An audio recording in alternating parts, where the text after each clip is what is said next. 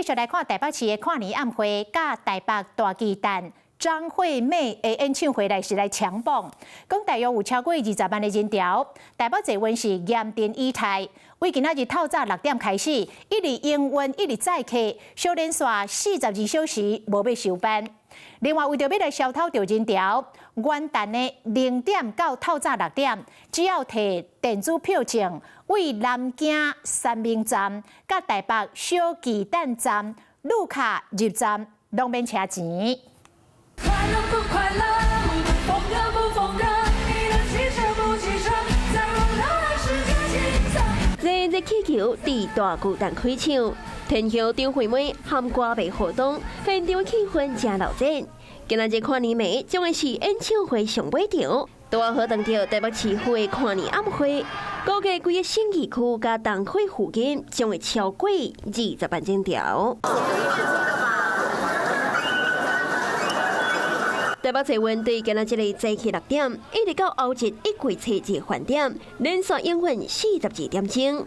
北南线对下晡5点开始，每一班车计2分钟到3分钟。暗暝大巨蛋演唱会散场时，上山新店线车帮上底计5分钟，而且可以看情形增加车帮到3港疏散人潮。为了疏散庞大的跨年人潮，台北捷运首次推出免费搭乘活动。2025年的1月1号0点到早上6点，只要你持电子票证从南京三民及台北小巨蛋进站，单趟车资就免费。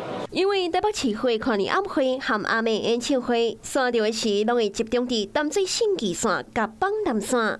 台北这部分各类民众会当对上山新店线分流入站，不过要加行20分钟，民众敢会当接受呢？如果能免费，我肯定是想要做免费捷运嘛，肯定会吸引更多人去哦。所以我想那个人潮可能会更汹涌。像还好，应该还可以。对，太远了，我们就叫包车，比较保险，因为不想跟大家挤在一起。不好算，觉得有点走太远。